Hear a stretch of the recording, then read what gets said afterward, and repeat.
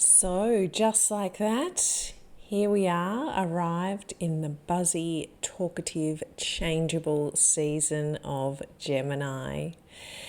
So, welcome to this third in my series on the astrology seasons, astrology constellations, astrology signs, whatever way you like to think about it. We have just moved into Gemini in accordance with Sidereal Astrology.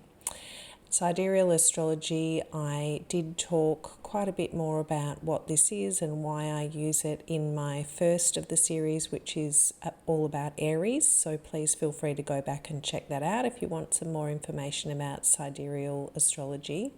But basically it takes the placement of the stars and the planets in accordance with where they actually are. So it is in agreement with astronomy.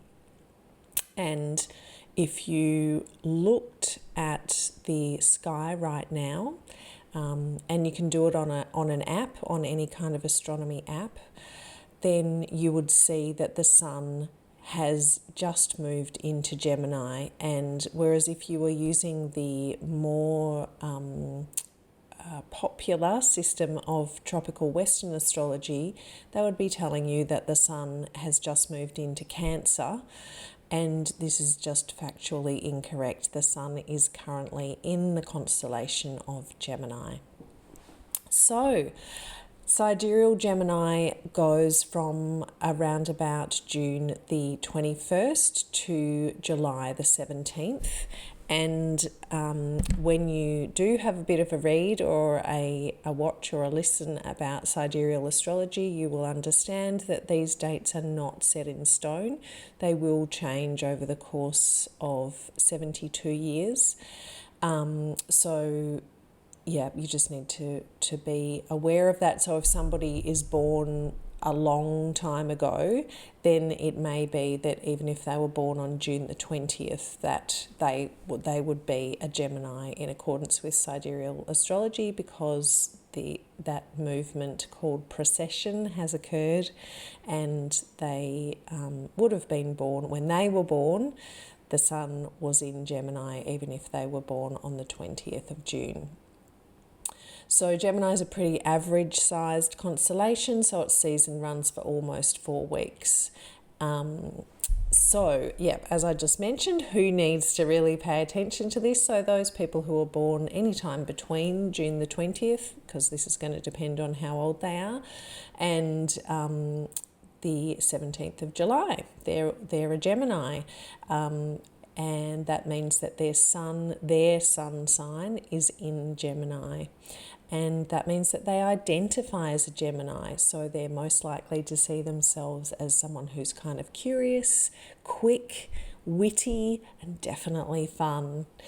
So then the other people who will get a lot of benefit out of this piece that I'm doing today are people who can understand their astrology chart, can read that a little bit, and can see that either their moon or their ascendant is in Gemini.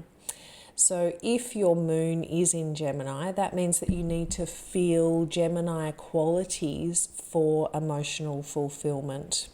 For your emotional well-being. You need to have the freedom to learn about anything and everything, to communicate what you've learnt, but also to constantly change your mind about what you want to learn, what the next new thing is, and what your focus is. So there's just a lot of changeability about Gemini. There's certainly that quality of needing freedom, because they need to be able to move and change and explore, is really vital for Gemini. If your ascendant or your rising sign, it's often called, is in Gemini, that means that the sign on the eastern horizon when you were born was Gemini. So that means that the ascendant indicates what you are becoming, what you're growing and developing into throughout this lifetime. And if that's Gemini, then that means you're becoming thoughtful and analytical, eloquent, and the journey for Gemini is learning to convert knowledge into wisdom. So lastly, again, if you can read your birth chart and you've got Gemini in on the cusp of your 6th house, or even I would say, taking up a big proportion of your 6th house. And if you don't know what I'm talking about with houses, then please do go back to the Aries piece, which talks about houses in a bit more detail. But your 6th house is your house of health and well-being, and what my work is all to do with health and well-being, and so that is certainly the area that I will focus on in this piece. And it's what we use a lot in medical astrology, so that is something else that I'm learning about with astrology, is specifically using astrology for medical or for health reasons to help people look at underlying causes of what's going on for them, and things that they need to be aware of, and perhaps when is this injury going to feel better, stuff like that. So if you have Gemini in your 6th house, then it's going to influence your health and well-being. If you want to find out whether Gemini does have a big impact on you, then absolutely feel free to book in for a reading with me, and the link will be in the notes so that you can access that. I'd love to help you out with that. And of course, if you have a significant relationship with someone who has Gemini in one of these placements, the sun, the moon, or the ascendant, then it's very worthwhile knowing this information, because you're going to be able to understand that person a bit better. So if you're the parent of a Gemini, if you're the partner, if you've got a close colleague, then it's well worth checking out this information. So let's delve into Gemini a little bit more. So Gemini is the first of the 3 air signs in the zodiac, spreading its wings and flitting about, released from the binds of grounded Taurus. Indeed, it is said that Gemini is actually the least grounded sign of the zodiac, because they've just got that constant change and looking around and what's the next new thing going on. So all air signs are light and floaty. Their energy is focused on thinking, on thought, rather than doing or even indeed being. They love newness and they're easily bored. They're people because of their great love and need for communication, as well as their magical ability to adapt to whatever situation they find themselves in. Gemini is also the first of the 4 mutable mode signs. So the modes again indicate a type of energy, and mutability essentially means changeability. So these signs have great flexibility and spontaneity about their energy. They can go with the flow, which allows them greater ability to explore and to learn. So with each of these presentations, I'm talking about the seasons a little bit, because that is one popular way to deal with astrology. But equating the zodiac with the seasons begins to get increasingly difficult once we get to Gemini, because we've really moved out of the seasonal aspect that tropical Western astrology uses. So again, feel free to go back to Aries and Taurus, where I do talk more about the seasons. Again, as I said, it's something that tropical Western astrology does, and it really only works well in the northern hemisphere anyway, and I myself am in the southern hemisphere. So Gemini season, in accordance with tropical Western astrology and in the northern hemisphere, is the last segment of spring. So where insects and bees and pollen are flying around all the time, and everything is preparing for the move into summer. However, through the lens of Sidereal Astrology, which we're using, Gemini season marks the beginning of summer in the Northern Hemisphere and the beginning of winter in the Southern Hemisphere. Now again, in the Northern Hemisphere, that kind of energy of insects and things flying around and moving is still in context, but it's certainly hard to equate Gemini energy with early winter, when we tend to feel heavy rather than light. However, The beginning of Gemini season is right around winter solstice, which is traditionally a celebration of the return of the light. So the return of the sun moving towards longer days for us. So I think that does actually have a nice correspondence with Gemini, where it's just that quality of light. In this case, it's the light that we can see, but it just still brings a lightness. So I do think that's relevant.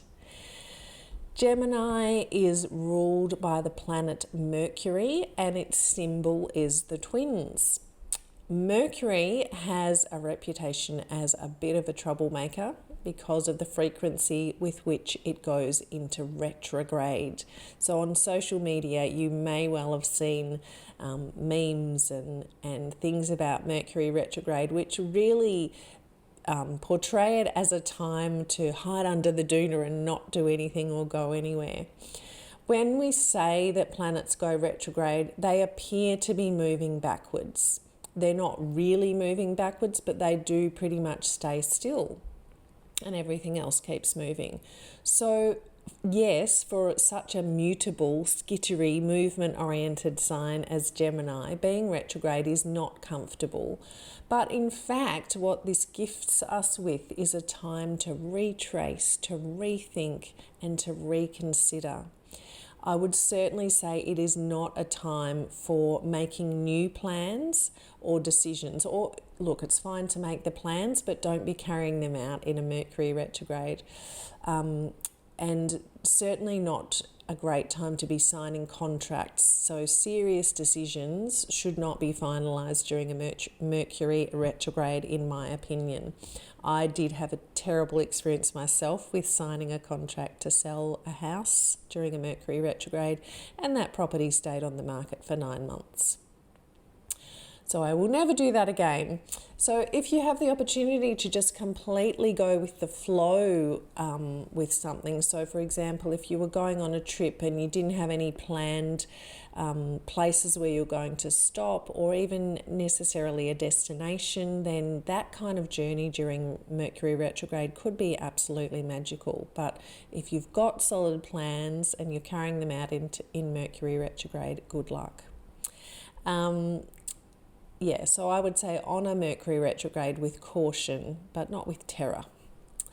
The symbol of Gemini, as I said, is the twins, and highlighting the duality of the sign, its ability to switch from one thing to the other.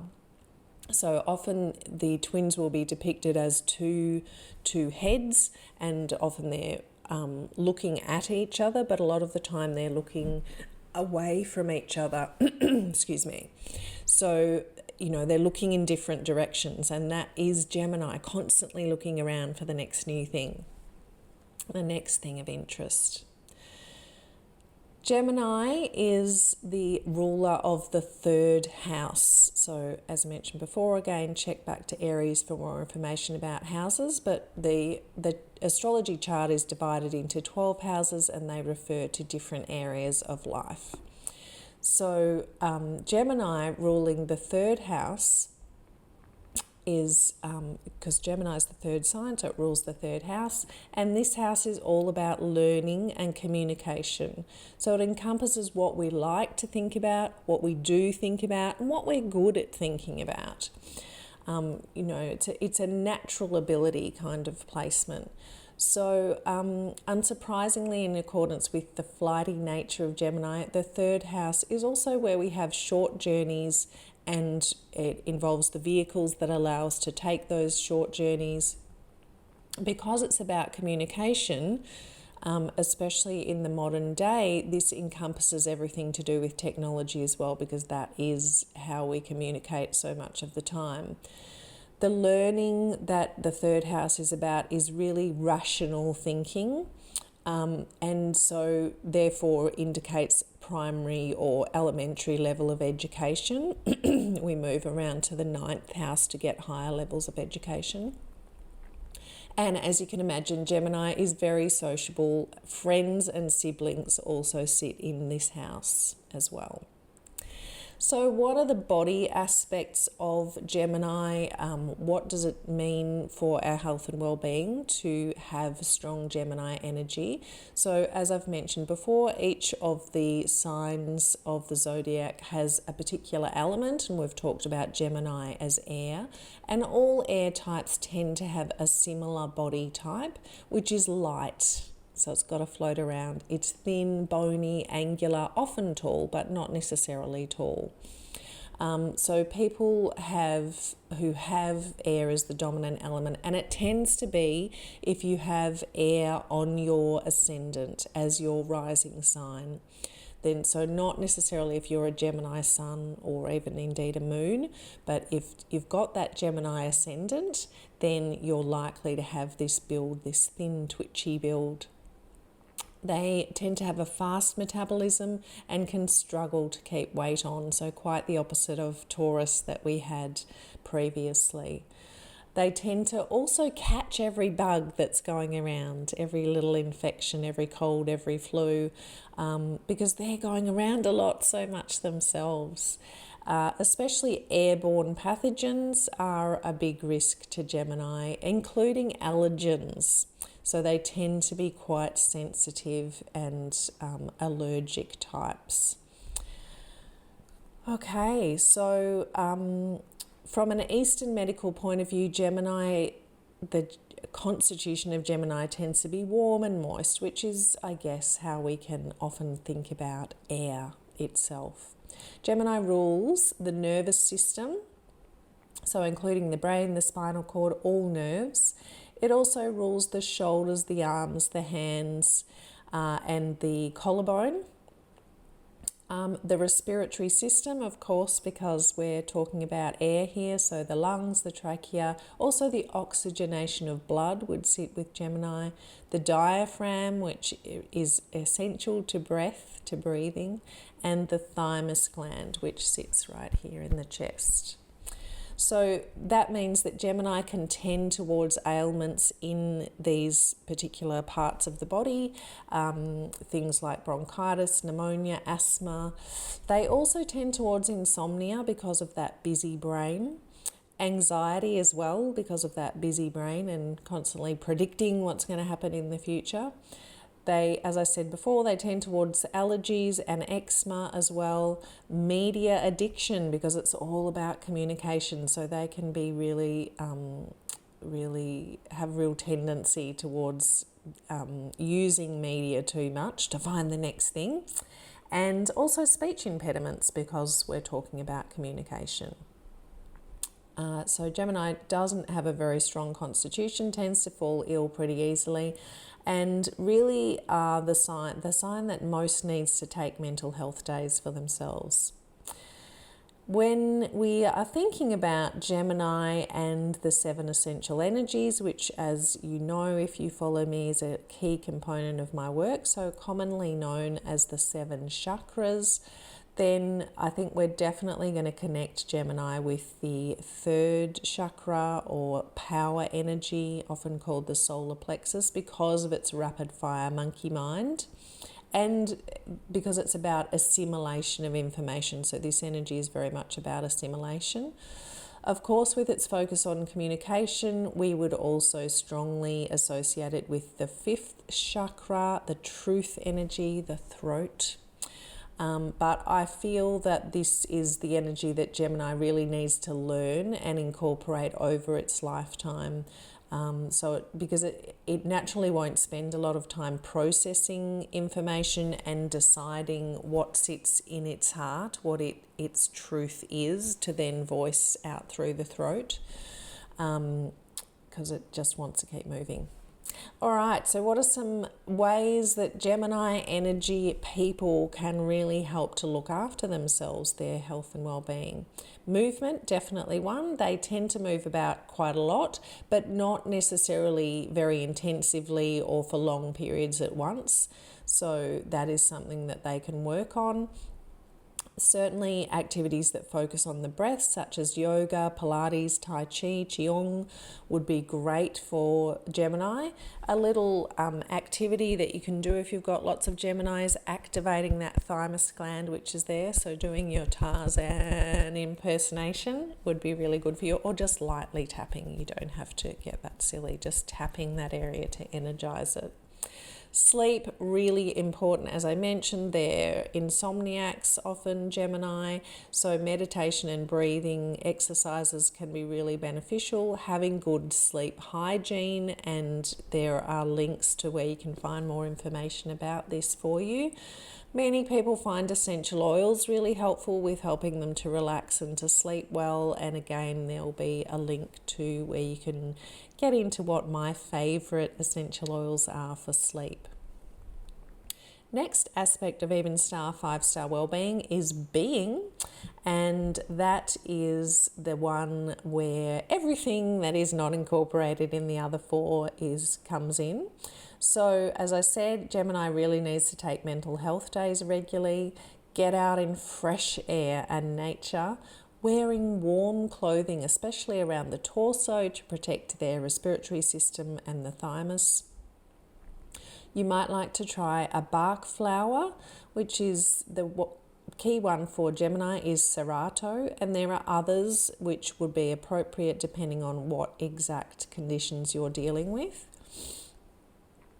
Then food, lots of water. Geminis tend to get dehydrated because they forget to drink because they're too busy moving around everywhere. Foods that are great for the nervous system. So things like sunflower seeds, sesame seeds, lecithin, eggs, they're all really great.